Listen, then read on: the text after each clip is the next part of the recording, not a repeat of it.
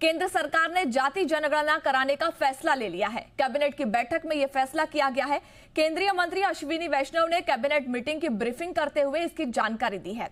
उन्होंने इसी बीच कांग्रेस पर हमला करते हुए कहा कि कांग्रेस की सरकार ने जाति जनगणना का विरोध किया है।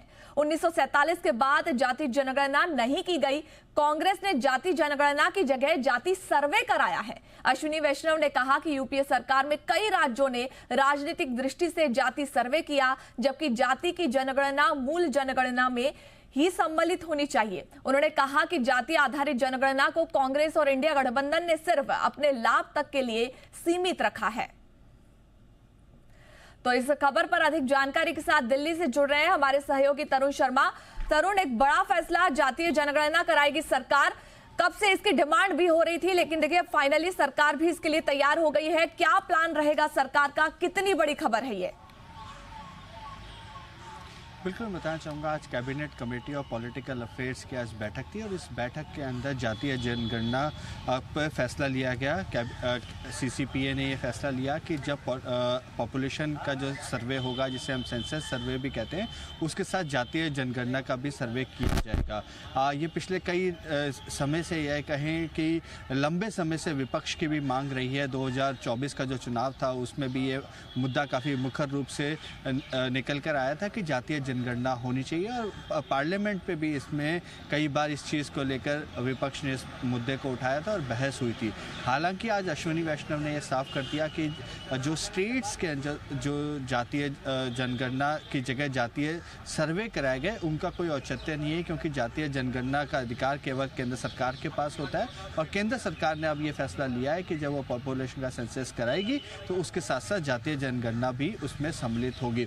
अब रही बात कि कब से होगा, हालांकि जो पॉपुलेशन का सर्वे है, जो सेंसस जिसे हम टेक्निकल भाषा में कहते हैं, वो 2021 के अंदर होना था, लेकिन कोविड की वजह से वो अभी तक नहीं हो पाया। तो उम्मीद ये की जा रही है कि अगले साल इसकी शुरुआत हो जाएगी।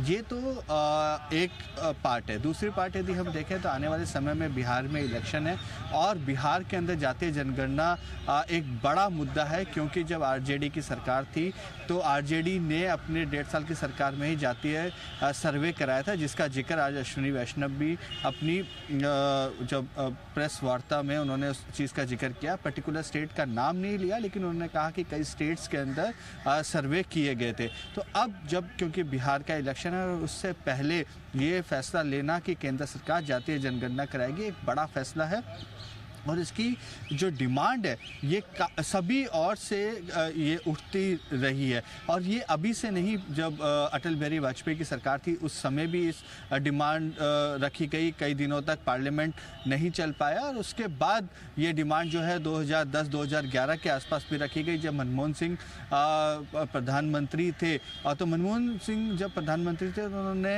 एक आश्वासन पार्लियामेंट में दिया था कि उस तरीके की जातीय जनगणना कराएंगे, लेकिन उन्होंने केवल सर्वे कराकर ही उसको उस पूरे मामले को वहाँ पे दबा दिया था। अब उसके बाद से 2024 के इलेक्शन से पहले से ही ये बात सामने आने लगी थी कि जातीय जनगणना एक इम्पॉर्टेंट पार्ट है, क्योंकि विपक्ष ये कहता रहा है कि जिसकी जितना हिस्सेदारी उतना उनको अधिकार मिलना चाहिए।